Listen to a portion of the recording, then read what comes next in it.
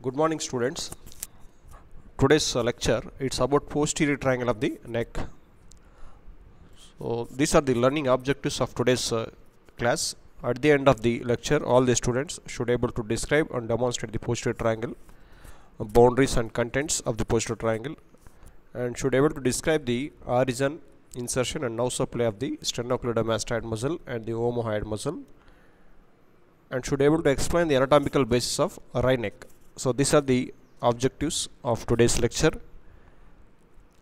So before going to discuss the posterior triangle, so we'll see an outlook of the in general about the neck. What is neck?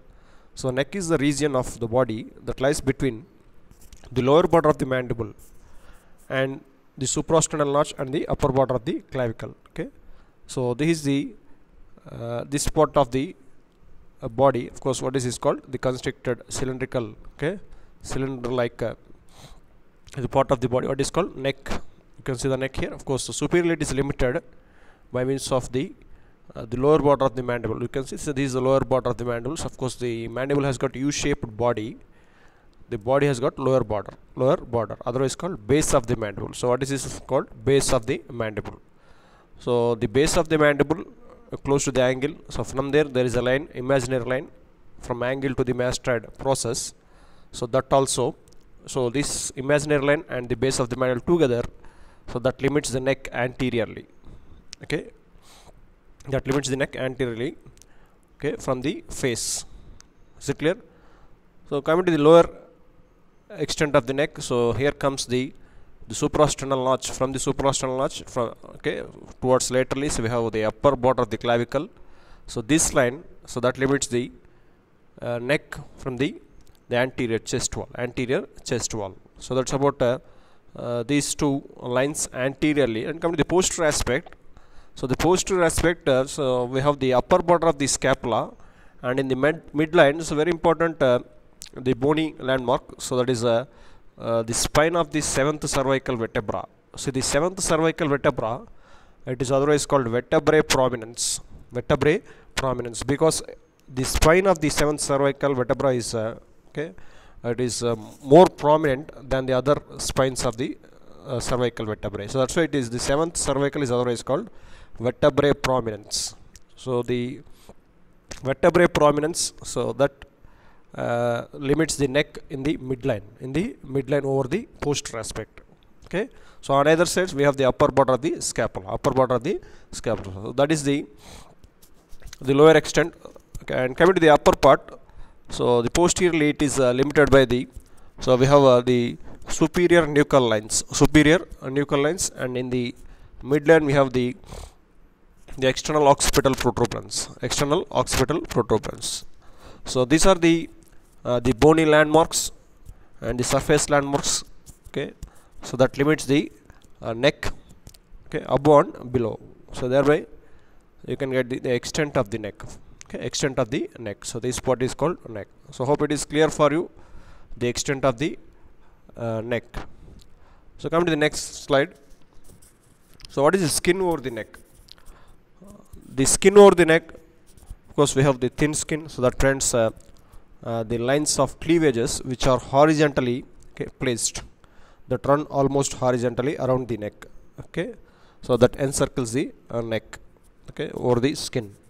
You know what is called the lines of cleavages. So they are the underlying the collagen bundles that lies within the reticular layer of the dermis of the skin. So that is very important. So just recall the general anatomy part of skin and fascia. So there will understand the significance of the lines of cleavage. Of course, any surgical incision along these cleavages, so that heals a narrow scar. Of course, that heals very fastly. Okay, so that is the clinical significance and the skin over the neck.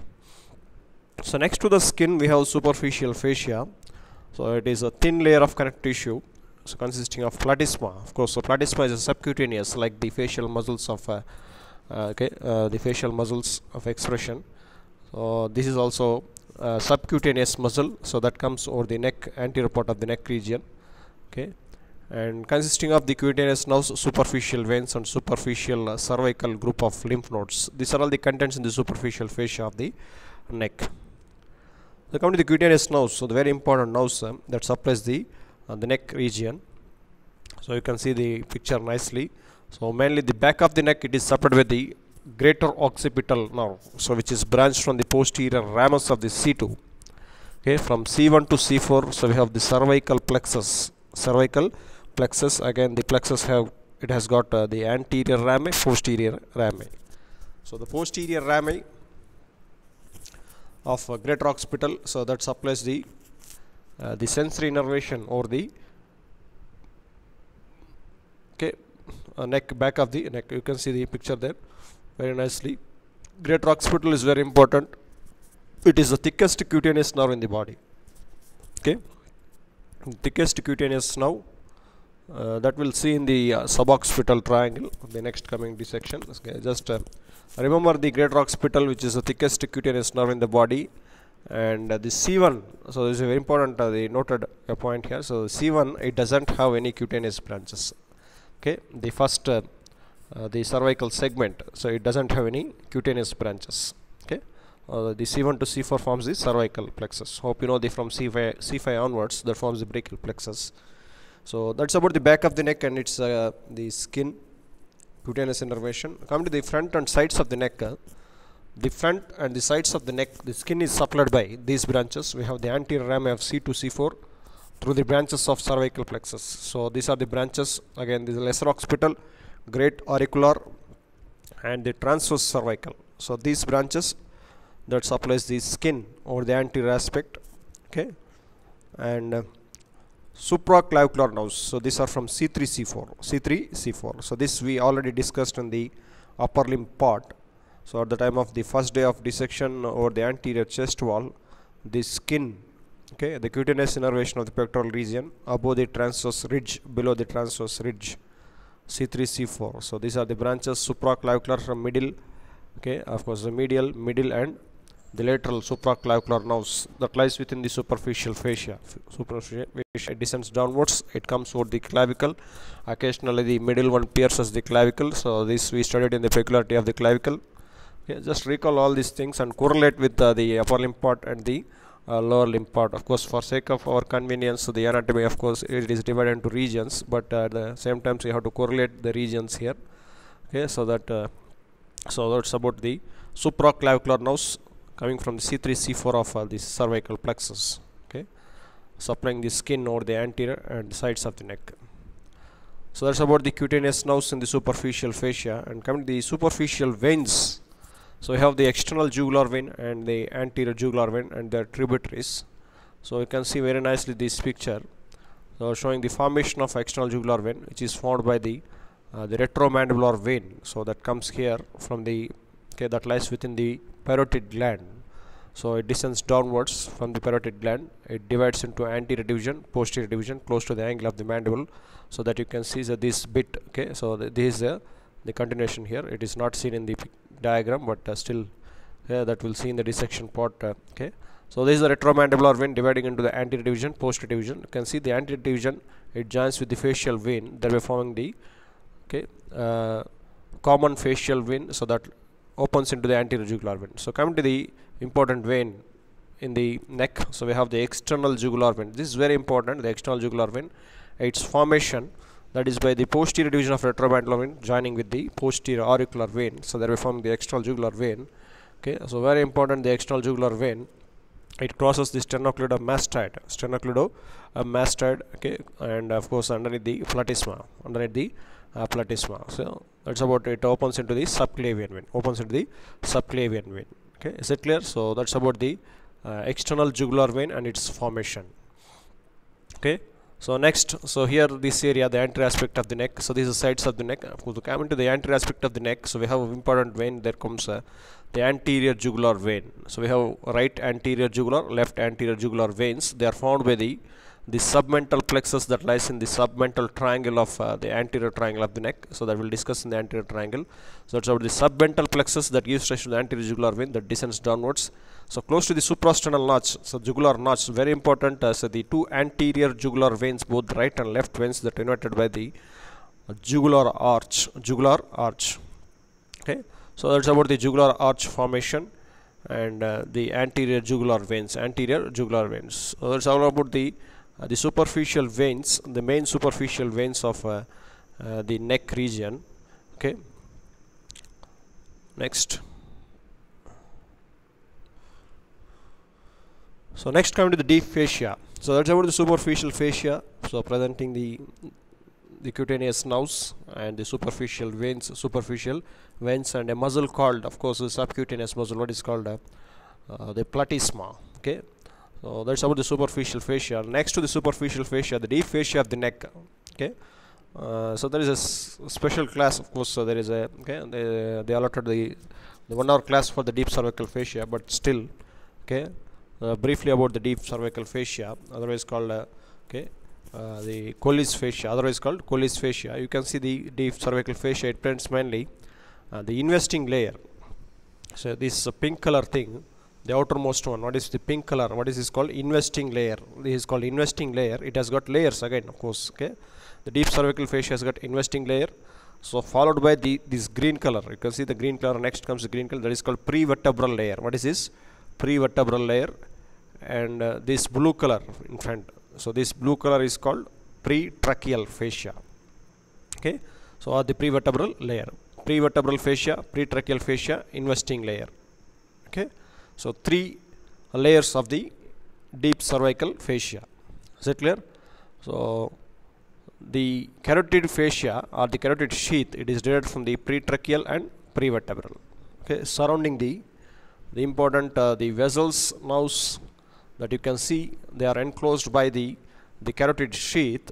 Okay, so we have the internal jugular vein, the common carotid artery. In between these two, the important 10th cranial nerve, that's vagus, it's going in between the jugular vein and the common carotid artery.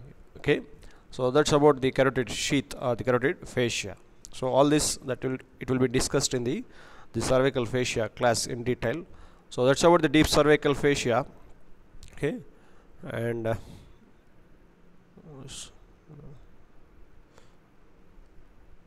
so coming to the cervical group of lymph nodes, we have the very important the lymph nodes. So if you take the number of lymph nodes in our body, so it is about 700. Okay, approximately the 700 lymph nodes are there in our body. But out of these 700 group of lymph nodes, 300 to 400 group of lymph nodes. Okay, 400 lymph nodes, they are situated in the neck region. So that is the significance of the lymph nodes in the neck. Okay, so the total number of lymph nodes in the body, of course, we have approximately 700 lymph nodes are there. Okay, so among these 700, 300 to 400 lymph nodes are present in the neck, okay, itself. So that is the significance, the cervical group of lymph nodes. Okay, you can see the many groups here. So we have submental, submandibular. Okay, of course, the anterior cervical group of lymph nodes. These are all the superficial. Again, we have the deep group of lymph nodes also.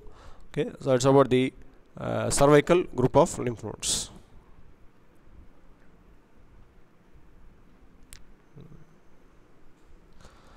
So that's about the deep fascia, the cervical group of lymph nodes, superficial fascia, the extent of the neck.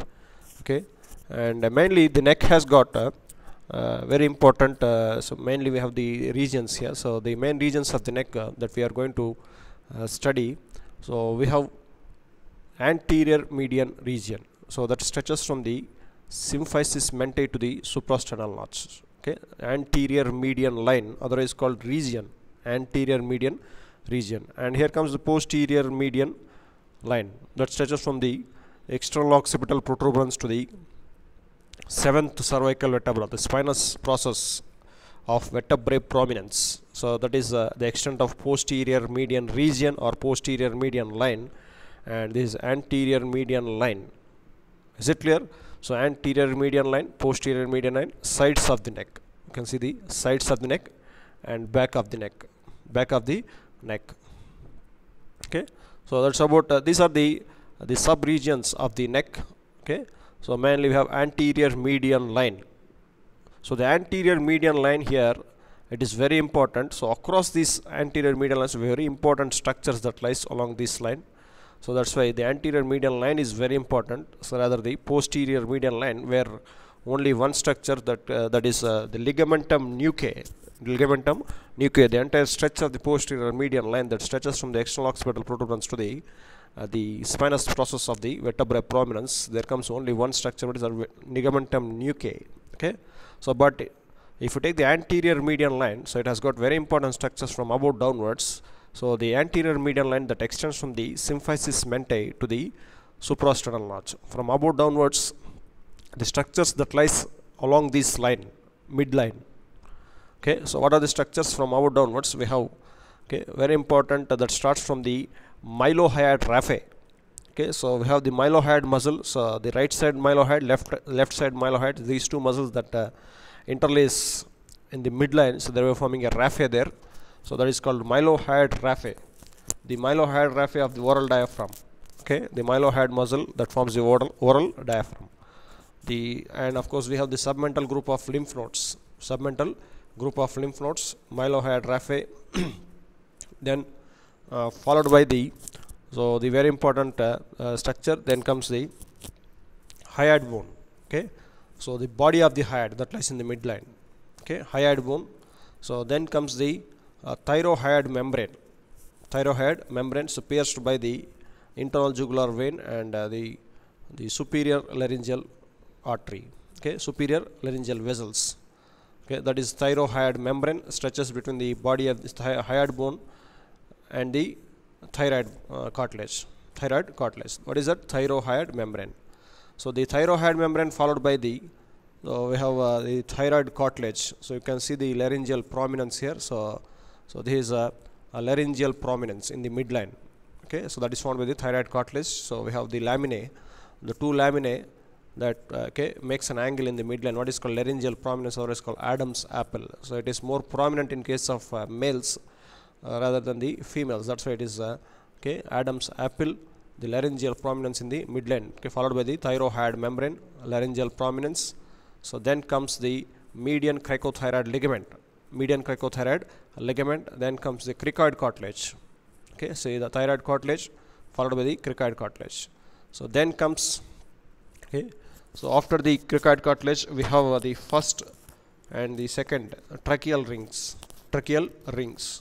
Okay, so next to that, so we have the isthmus of the thyroid.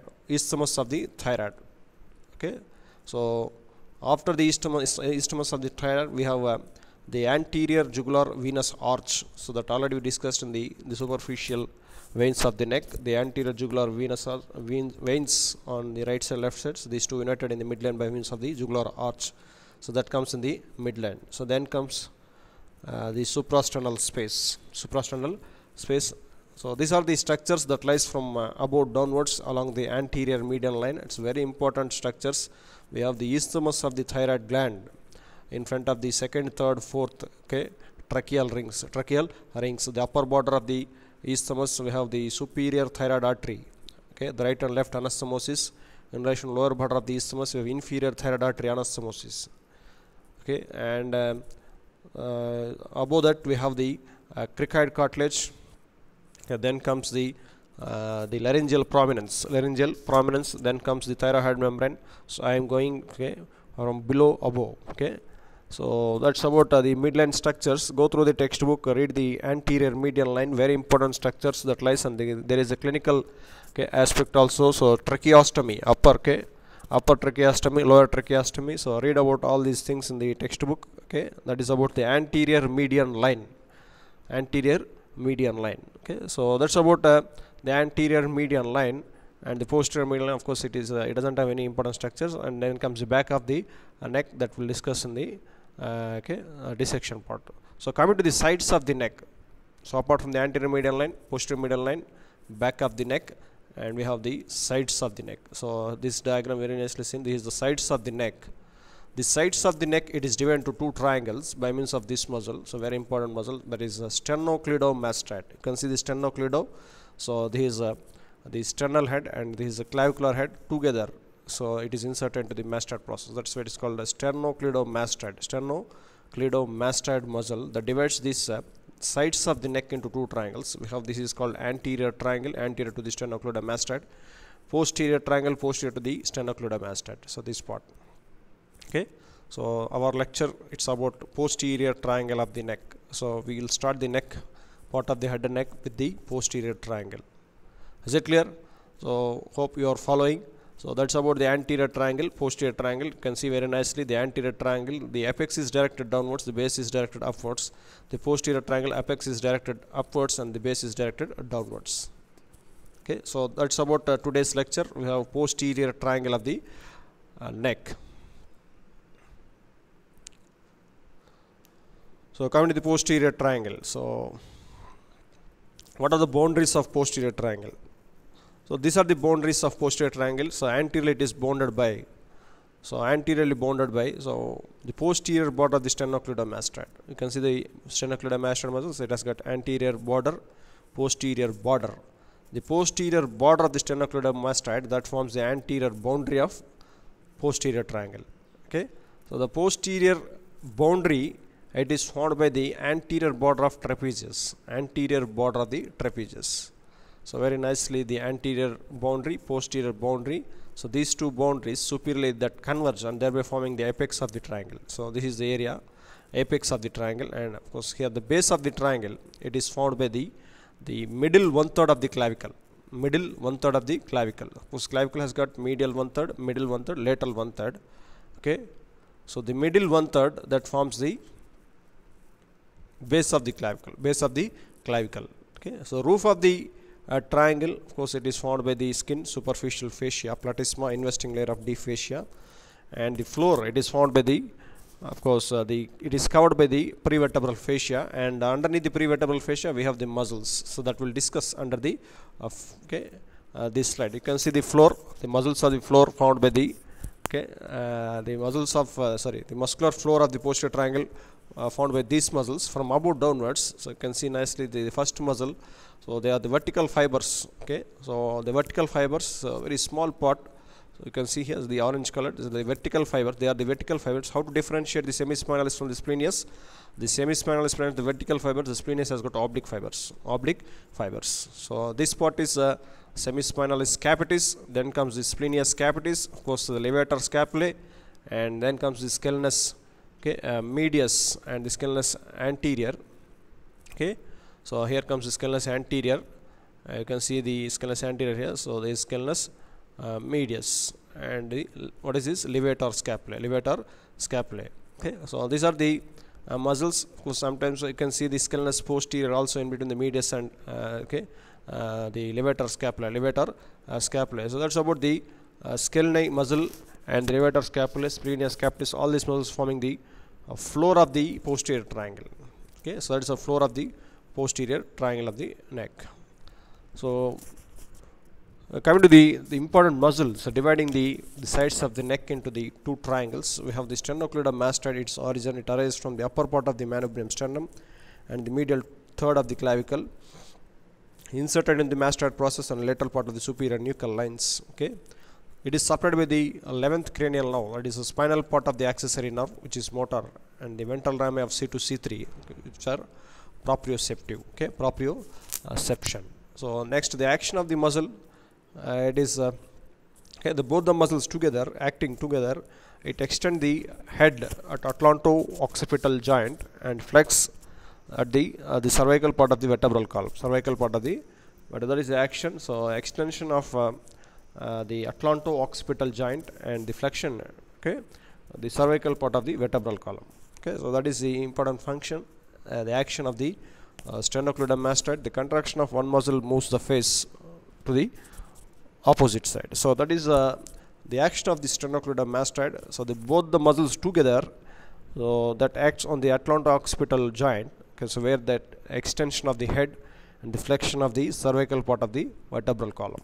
So that is both the muscles together. So these are the actions, and if you take a single muscle, as a unilateral, the part of the muscle, so we have the contractions of one muscle that moves the face towards the opposite side. Okay, so the right side muscle, so that is very important to move the face towards the left side. Okay, so left side, so that you can feel your own the muscular contraction of the by moving this face towards this side. So that's about the sternocleidomastoid and its action, origin, okay, now supply. So coming to the posterior triangle, subdivisions of the posterior triangle. So I hope you know the boundaries of the posterior triangle. So coming to the sub triangles of the posterior triangle. So this triangle, again, it is divided into two triangles by means of the inferior belly of omohyoid. Okay, there is an inferior belly of omohyoid, so that you can see here. So there is the inferior belly. It divides the posterior triangle again into a big, okay, upper triangle and a small lower triangle. So this is called occipital triangle, and the lower one is called supraclavicular or the subclavian triangle So it's about the two sub triangles of posterior triangle, or the subdivisions of the posterior triangle. So coming to the omohyoid muscle. So you know the omohyoid. So already we studied this in the insertion of the omohyoid. Okay, the origin of the omohyoid close to the suprascapular notch. Okay, omos means shoulder. Okay, omos means shoulder, from shoulder to the hyoid, of course from scapula to the hyoid. So what is that muscle? Omohyoid, presenting superior belly, inferior belly. Okay, so the two bellies joined by the intermediate tendon, attached, superior belly is attached to the inferior border of the hyoid bone. Okay, and the inferior belly to the superior border of the scapula, close to the suprascapular notch. There comes the suprascapular ligament. Okay, so this part we already studied in the upper limb. Just recollect and remember. So next, the intermediate tendon that lies deep to the sternocleidomastoid, connected to the clavicle and the first rib by a loop of the deep fascia. Okay, so now supplied is by the ansa cervicalis. There is a loop. Ansa means loop. Okay, so the loop is found by the so we have the descendants hypoglossal and the descendants cervicalis. So that we'll discuss in the anterior triangle. So that comes in the carotid sheath. Okay, anterior wall, it is related to the ansa cervicalis. Okay, so from the branches from the ansa cervicalis that supplies the infrahyoid muscles. Of course the omohyoid is also considered as infrahyoid, so supplied by the ansa cervicalis. So the ansa cervicalis, these two loops, these two nerves that forms the loop in front of the carotid sheath, that gives branches. So the branches from the ansa cervicalis supplies the infrahyoid group of muscles. So one among the infrahyoid group of muscles, we have the omohyoid here. Okay, so you can see the action, it depresses the hyoid bone. So that is the action of the omohyoid. Okay, so that's about the two important muscles, the sternocleidomastoid and the omohyoid. The sternocleidomastoid, of course, it divides the triangle, okay, the sides of the neck into two triangles. The omohyoid, it divides the posterior triangle into upper and lower the triangles, the subdivisions of the posterior triangle. So come to the contents in the posterior triangle. So we have, these are the contents. Come to the arteries, we have the subclavian artery, which is the third part of the subclavian artery, the superficial cervical and suprascapular branches. Okay, the superficial cervical and the suprascapular branch of thyrocervical trunk, a branch of first part of the subclavian artery, and the occipital and branch of the external carotid artery.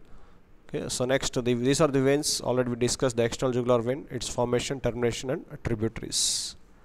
Okay, the nerves, we have the branches of cervical plexus, the spinal part of the accessory nerve, brachial plexus, lymph nodes. So very important, the Virchow's group of lymph nodes that lies in the posterior triangle. So mainly the subclavian triangle, subclavian or supraclavicular triangle. So these are the clinical nodes.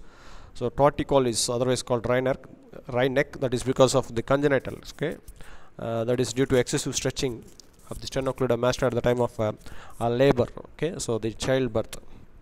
Okay, that is called the parturition. Of course, the pains, okay, the labor pains at the time of labor, because of the excessive stretching of these muscles, that leads to the torticollis. Or this might be because of the spasmodic contractions also, that leads to the torticollis. So, or some injuries to the spinal part of the accessory nerves, that leads to the wry neck, and injury to the brachial plexus also, that leads to the wry neck, and the pleura and the lung injuries in the root of the neck are common. So because the pleura that extends till the root of the neck, so any stab injuries, okay, so that might injure the apex, okay, and the cervical pleura, so that comes close to the root of the neck, okay, and the apex of the lung and the cervical pleura, so that lies just close to the root of the neck. So any stab injuries, okay, that might injure the important structures of the thoracic cavity, like lungs, okay, the apex mainly.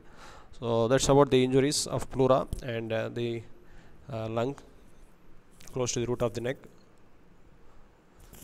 So very important, the metastasis of lymph node in the left supraclavicular fossa, so known as the Virchow's. Okay, the Virchow's group of lymph nodes that lies in the posterior triangle, okay, above the clavicle. Okay, supraclavicular group of lymph nodes. Okay, so that gives these nodes are very important. They are otherwise called signal nodes, because so that giving positive Treuzer's sign is one of the first visible metastatic manifestation. Okay, so mainly, so the metastasis that is mainly from the associated with the squamous cell carcinoma of the head and neck, okay, and the primary lung cancer, the esophageal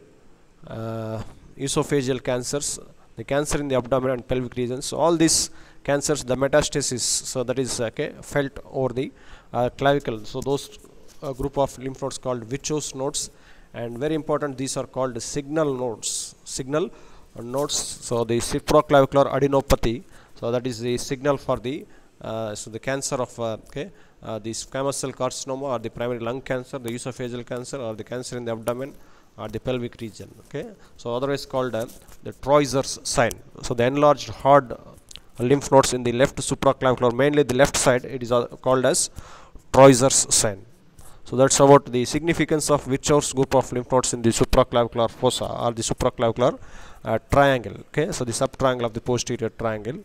So very important, the clinical aspect. So the clinical examination of the supraclavicular lymph nodes is very important, mainly on the left side. Okay, what is that called? If they are enlarged, that is called Treuzer's sign. Thereby the indication of the cancer of the lung, or the esophageal cancer, or the cancer of the stomach also.